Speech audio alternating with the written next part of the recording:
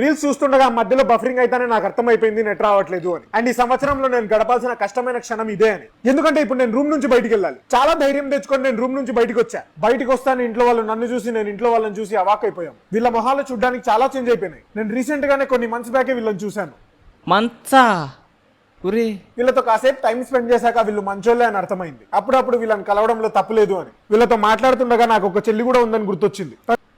చెల్లి ఉందని సంగతి కూడా మర్చిపోయాడా?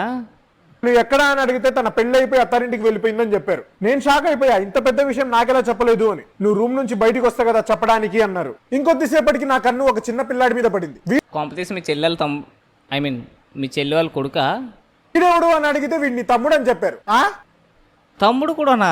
ఏంటి ఇది కూడా నాకు చెప్పలేదు అంటే, నువ్వు బయటకు వస్తే కదా చెప్పడానికి అన్నారు. నేను మెల్లగా రియలైజ్ అవ్వడం, మనసే కదా అయింది. నీకు తమ్ముడు ఎలా పుడతాడు? లేదా పిన్ని వాళ్ళు కొడుకు అయి ఉంటాడులే.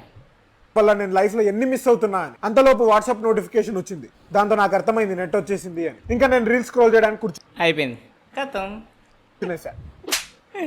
అయిపోద్ది. మళ్ళీ ఇంకొన్ని మంచోళ్ళే నా అర్థమైంది. మంచోళ్ళే కదరా. అయినా సరే ఇంట్లో కూర్చొని వేపుతున్నారంటే మంచోళ్ళే, చాలా మంచోళ్ళు. అన్ని మంత్స్ నువ్వు ఇంట్లో నుంచి బయటకు రాకపోయినా వేపుతున్నారంటే చాలా మంచోళ్ళు. సూపర్ మామ.